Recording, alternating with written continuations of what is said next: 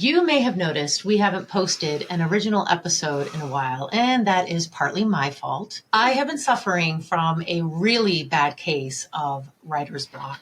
When I sat down quite a few weeks ago to write an episode, I just could not come up with a good topic. Sure, we have a list we use for ideas, and granted, Tiffany and I talk a lot, like all of the time. All the time. And we come up with ideas simultaneously. You should see the notes section on my phone. But this time around, it was different. You know, it's almost as though it wasn't that I couldn't write about a certain topic. It was as though I didn't want to write about any topic. And I'm not alone in this. You know, Tiffany and I felt the same in that there's a lot going on in the world in this moment. And as a business owner, you cannot ignore what potential consequences it could have for you. Nearly everything that is going on in the world right now has a butterfly effect that trickles down all the way to you and me and her. So she and I thought we would begin peppering seasons with episodes such as this. Episodes where we're going to discuss recent issues and events and the ways in which they impact the economy and small business. Neither of us will take a biased stance, or at least we'll do our best not to, or lead you to believe that we have a biased stance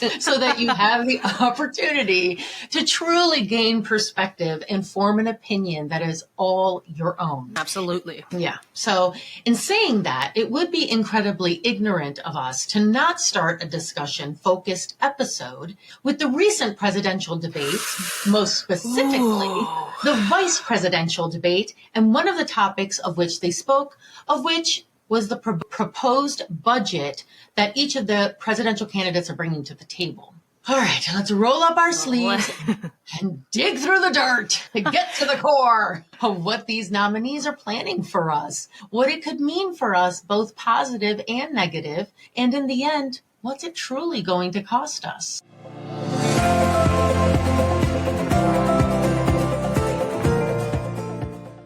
Welcome to our show, The Business Behind Small Business. In every episode, or most episodes, we dive into one area of what you need to build a lasting business. We start our show by peeking behind the curtains of someone else's success, and we're going to be doing a little bit of that here too. And then drill down to how you can apply it to your own business. We are your hosts, Savannah Stone and Tiffany Ko. No one gets to $1 million without getting a little dirty. There's a lot of business behind small business, so let's get to it. So It's okay. Let's dive in. we are going to go Mad Max straight Thunderdome today. During the vice presidential debates, a budget model created by the Wharton School, which is the business school of the University of Pennsylvania, a private Ivy League research university in Philadelphia, was referred to by the moderators of the debate. They asked the VP candidates to speak to the budgets that their respective presidential nominees have planned if they are elected. We've included the links to these models for your reference and are going to speak solely on these models so as to keep our conversation both clean and non-circuitous. Big word. Since we have a lot to cover today, we're not going to do a full famous example, but I thought it would be kind of cool to know the background of the Wharton School because it is actually kind of cool. So I pulled this from Wikipedia. Don't sue me. And we're going to have that linked as well. And so I quote, Joseph Wharton, a native Philadelphian, was a leader in industrial metallurgy. He built his fortune through the American Nickel Company and Bethlehem Steel Corporation. As Wharton's business grew, he recognized that business knowledge in the U.S. was only taught through an apprenticeship system. And such a system was not viable for creating a wider economy during the Second Industrial Revolution.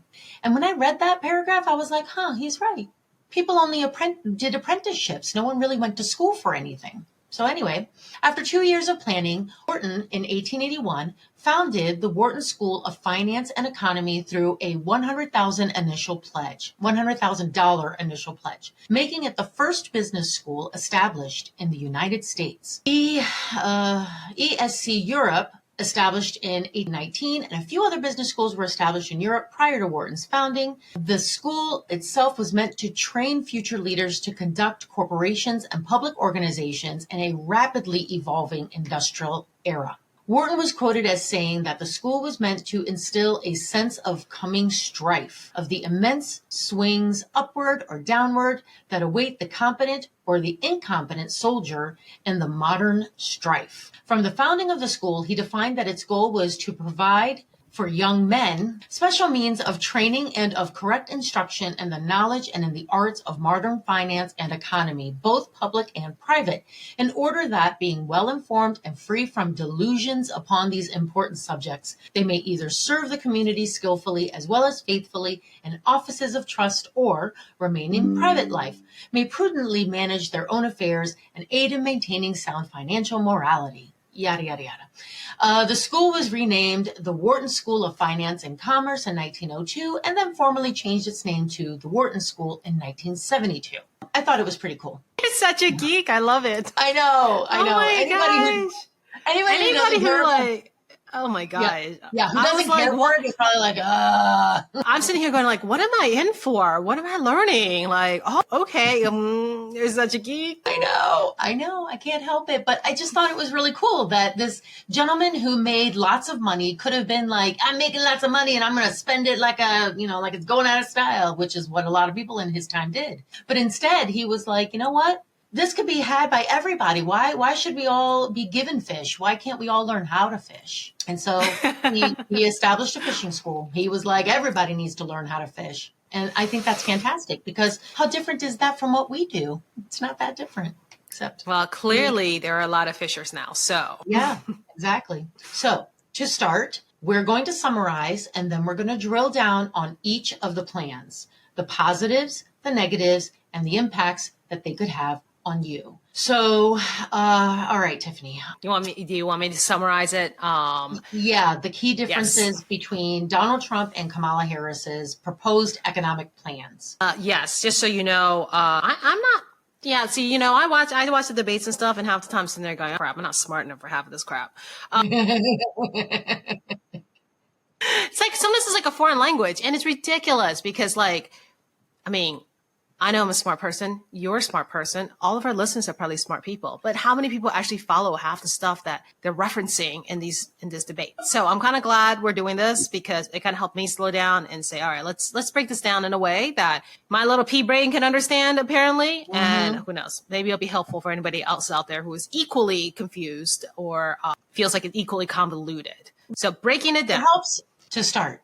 We're going to summarize and then drill down on each of their plans, the positives and negatives, and the impacts that they could have on you. Here are the 4 key areas between Donald Trump and Kamala Harris's proposed economic plans that we're going to be focused on: taxes, spending, economy, and debt. So let's go over, and again, we're trying to simplify this as much as possible. There's a lot of fluff words everywhere. Yes. But, for us, it's, okay, let's just break it down to what it is in its essence. And then that way we can kind of discuss it.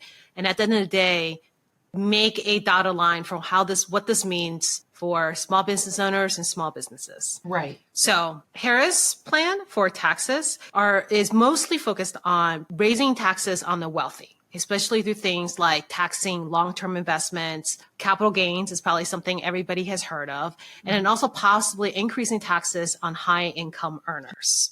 For the Trump plan, it's all about cutting taxes for everyone, especially for businesses and people who make a lot of money. So for him, he wants to extend the tax plan that he put in place when he was president in 2017, called the Tax Cut and Jobs Act, which I'm not really sure how many people are familiar with this. I think everybody has felt the effects of it, but I'm not sure how many people understand that this was something that was like a drastic change to parts of our tax code. But anyway, so that particular act reduced taxes for individuals and corporations in 2017. He would like to try to extend that. And he also wants to repeal what's called the SALT cap, which is the state and local taxes. And this trickle-down effect basically allows wealthier individuals in high tax states to pay less in federal taxes.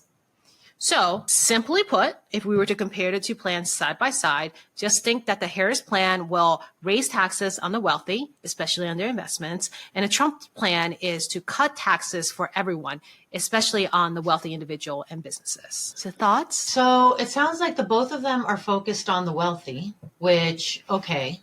Yes. I don't know that I know what their definition of wealthy is. I'm curious to know what both of their definitions are of wealthy, because the last I checked, wealthy was considered 250,000 a year or more. So that's interesting you asked that, because I believe from hearing like just all of the talks and everything, I feel like it's always been pretty like much defined around $1 million.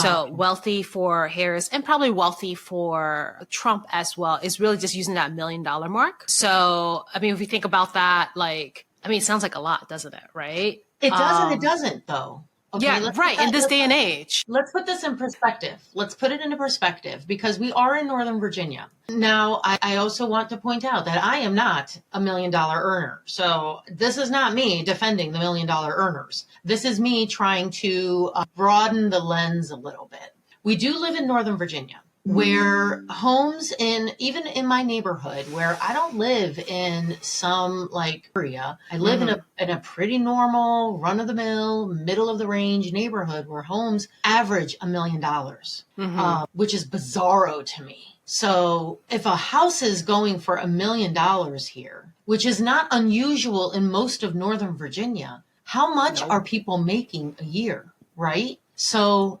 and these are homes that were built 50 years ago. If you're looking at areas like, say, McLean or Clifton or areas of Vienna or Oakton or Arlington, any of those areas, those homes are going for a lot more. How much are they making? Now, are they considered high wealth individuals? Well, I guess there's two parts of what you just said. That's kind of important. I think oftentimes, you know, the context to what we hear about budget plans or any of our presidential candidate plans, it's always relative to where we're living, right? In our experience. So we always think, oh, like everybody else in the United States must be at the same income level and the same. I mean, you don't think that, but you kind of feel that, because unless like you're actually living in a place like San Francisco or New York City or Washington, D.C., you know, your perspective is very different than somebody who may be living in, I don't know, like Kansas City or something. Well, that's probably a bad example, but like a smaller town, right? Right.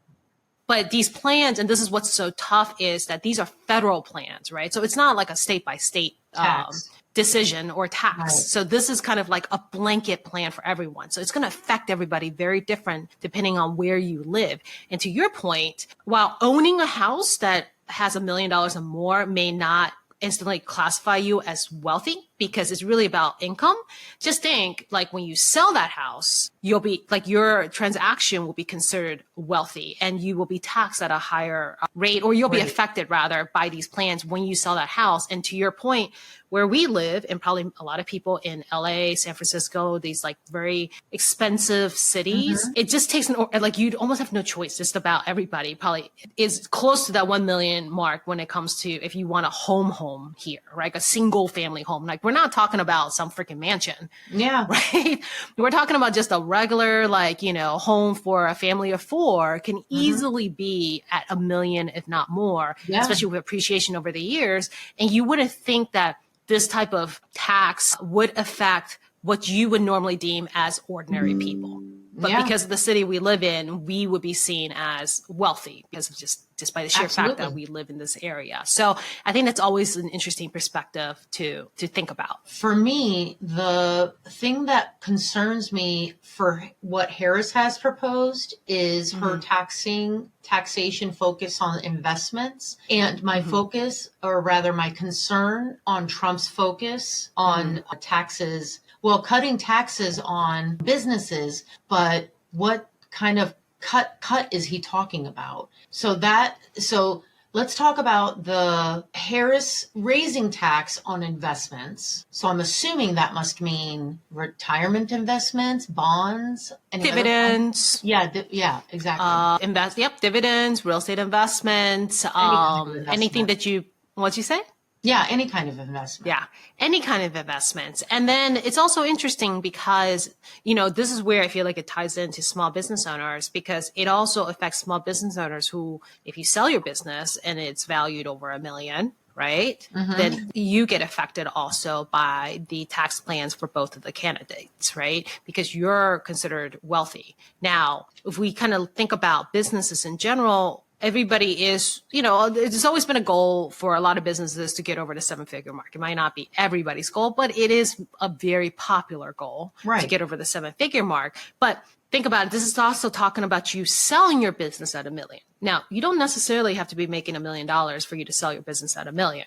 Somebody may be able to want to pay certain multiples for it just because you have something that valuable that'll push you over the $1 million mark. So if you cross over that, then, you know, you would kind of be directly impacted by a lot of what we're talking about here today. And it also makes me wonder, with Trump cutting taxes for businesses, is that going to then force states to raise taxes to make up any kind of difference? I don't know. Right. Yeah. And that's the thing is, I feel like, you know, all of this just means we're just going to go to deficit more. That's all it means. Totally. Our debt is just going to keep going up. Right. Whether you cut taxes or you tax on the wealthier, right? Like if you're redistributing that in the sense that you're taxing the wealthier, but you're lowering the taxes for the middle to lower income, like there's still, I mean, it's not like we're making even more than what we spend, right? We're not taxing more than what we spend. We're just going to take on more debt to cover the gap. And, you know, all in all, like, you know, maybe it's going to be great for the next 10, 20 years, but at some point, like, you know, that's going to catch up to us, right? Maybe not this generation, but it'll certainly catch up to the next generation. Right. So, you know, that's also something to contend with. But the interesting part is for both of them, they both are going to end up adding to the national debt. It's just a matter of who adds more. I mean, let's be honest. It doesn't matter who's running for president. It could be Ronald McDonald and he's going to be adding to the debt. Everybody's going to be adding to the debt. There's nothing we can do about that at this point. Yeah, because we've been for years now, right? Like we're spending more than we're bringing in. That's always really what it is. So because we're spending more than we bring in, just like in any business, if you're spending more than what you bring in, what are you going to do? Well, you got to find funding from somewhere. So you start borrowing. And so that's what we do as a nation is we borrow. Right. Yeah. And at some point that's going to come calling. I don't know when, but someday. Well, you know, yeah. Sorry, go ahead. No, I was going to say, until then, you know, we just kind of just keep piling it up. Right. God. Okay. So now do we talk about spending? Well, since we're on the topic of spending, let's talk about how the two candidates want to spend.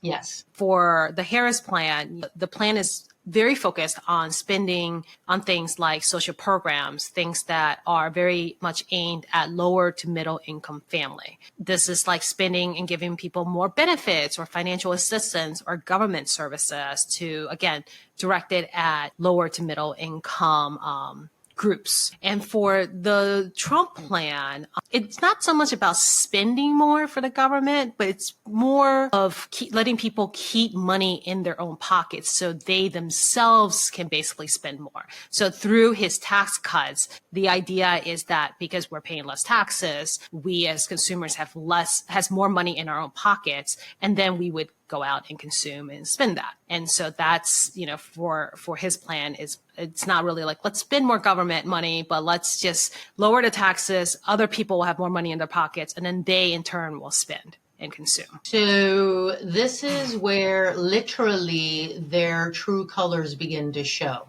right? Democratic idealism has been in the modern sense, has always been more government support or to look to the government to support. Yep. And Republican, most modern idealism has always been look to the state, look to the individual, look to the county, look to the city, you know, more small government. And this is where you are seeing an example of that idealism, right?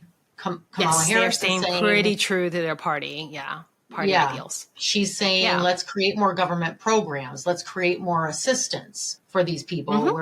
Whereas Trump is saying, let's not. How about instead, let's get these people to keep more of their money so that they can make their own decisions as to how they want to spend or save or do whatever they're going to do with their money.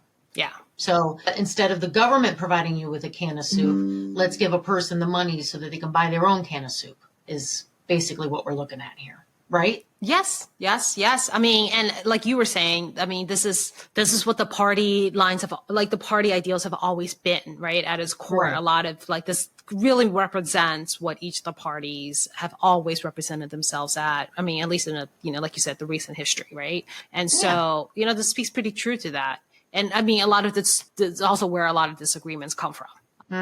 Is that because obviously they're pretty opposite. But if you think about it, like it's interesting. Like it's almost like two ways of coming at the same problem, but the effects of the solution is largely the same when you come. Like the impact of what they want to do on the economy all kind of comes out to be the same, right? So with the Harris plan, in a short term, of course, lower and middle income families will benefit from more help from the government. But then in the long run, the economy is still going to slow down, the wages are still going to drop, and we're still going to incur more debt as a nation. Right. And then on the Trump plan, in the short term, of course, everybody benefits from lower taxes. But in the long run, the economy will slow down, the wages will drop, and then we're going to go into more debt. Exactly. So in speaking to a small business, it's like, okay, so think about this while you're listening to us. Would you prefer your government to give you, your federal government, to give you more opportunities, to give you more assistance?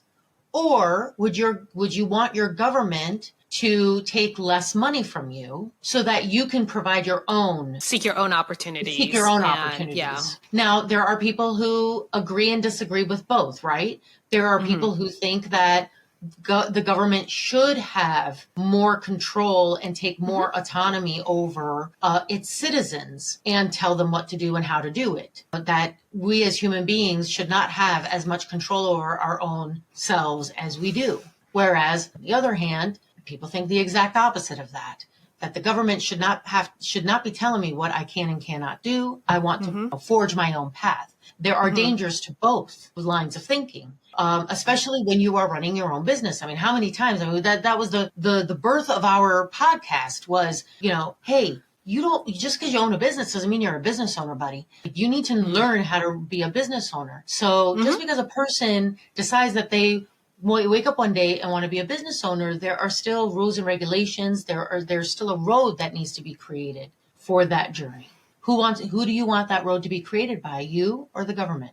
Yeah, I think like the important part is knowing that both candidates affect us in the immediate term. Whoever goes in office, right? So just kind of keeping that down, and also keep in mind that long-term wise, I mean, it's going to affect everybody. It's certainly going to affect the future generation. It's going to affect them in pretty similar ways, regardless of what the short-term benefit or outcome or deficit, however you want to call it, will be, right? And so that's the one thing that I feel like gets really lost in a lot of these discussions. And, it just becomes so complicated and convoluted that, until we decided to do this episode, I feel like I wasn't even clear as to what the short-term, long-term impact and outcome are. And it's tough. But like you said, it comes down to the end of the day is, I mean, gosh, I want to say there's no wrong answer, but I'm pretty sure the right and left will disagree.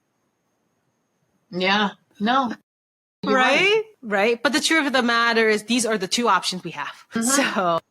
No, you're right. These are the two options we have. We cannot change this. You don't get an option C. There is no door 3. Yeah. So, you have to, you don't have to agree with 100% of what either candidate has to give you. And also remember that these are proposed plans. They can easily die as soon as they get into office, depending on who's in the house. That's true.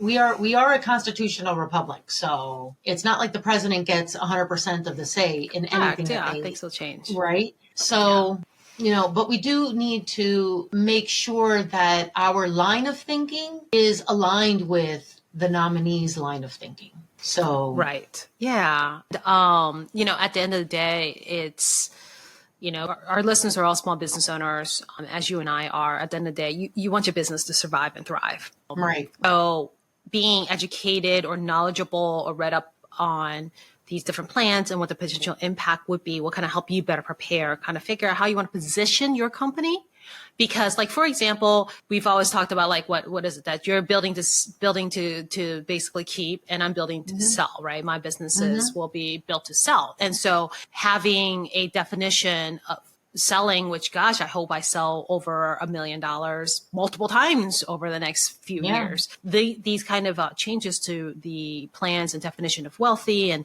what the budgetary, like the tax brackets are and things like that has a direct impact.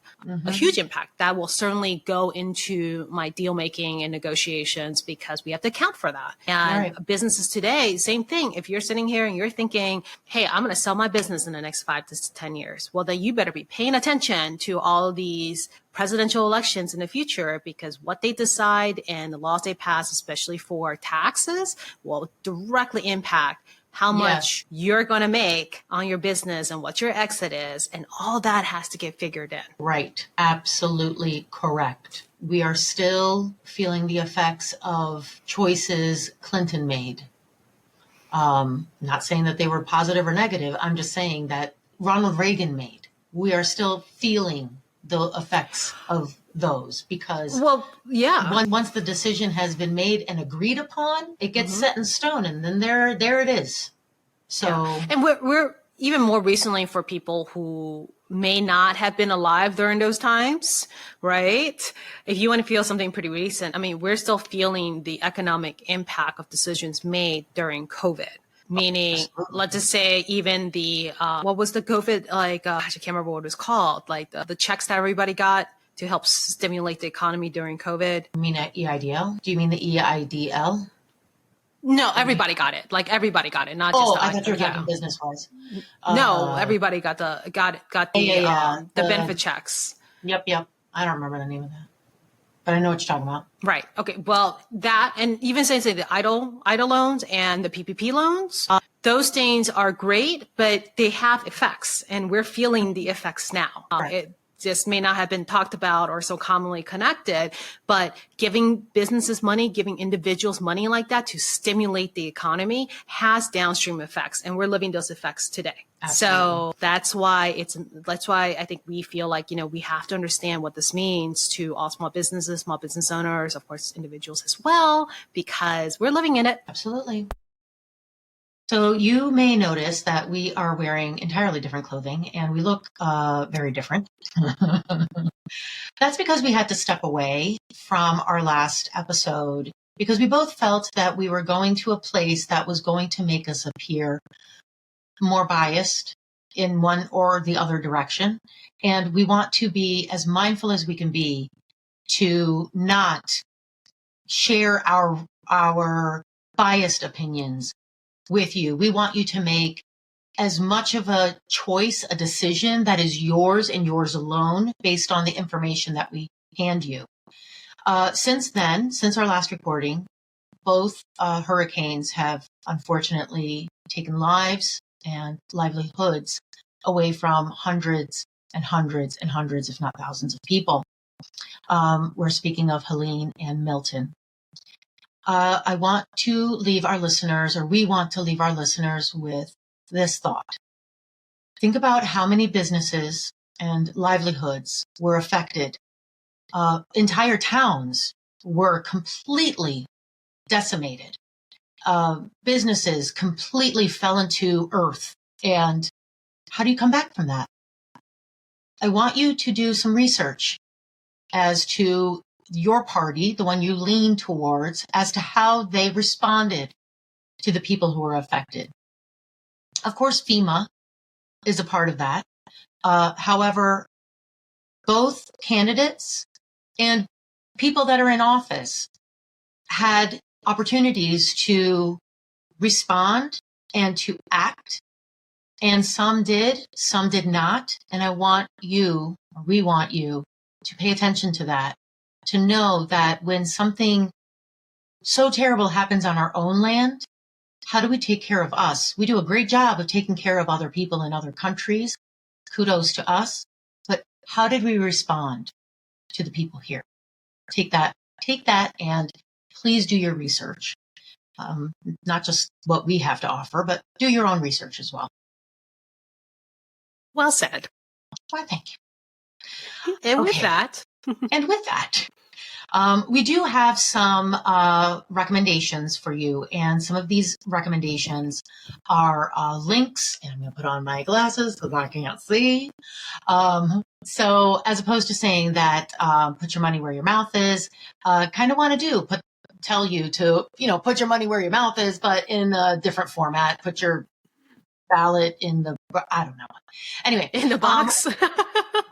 Your ballot in a box. In any case, we will be posting the official campaign sites for both Donald Trump and Kamala Harris. Mm-hmm. And then there are 4 nonpartisan political websites that we will also include in there. There are a few news outlets that tend to be very centric in their positions. So please go ahead and choose the ones, or choose them all, to do some research. And then from there, we also have government and public policy resources and social media platforms for you to visit on both candidates, so that you can get a better sense and do a more thorough and balanced look at the candidates and their platforms. And with that, God, this was stressful. This is more difficult than we had thought it was going to be originally, for sure. It really was. But you know what? It's definitely a mental challenge. It really was. But you know what? We really, really enjoy talking. We do this. There have been so many times where we've talked so much that we ran out of time to record. So we really like this format, and we want to continue utilizing it. And if you like it, please let us know. Hit the like buttons, hit the follow buttons, tell all of your friends about us. Our show is on all of your preferred podcast platforms, social media, and YouTube.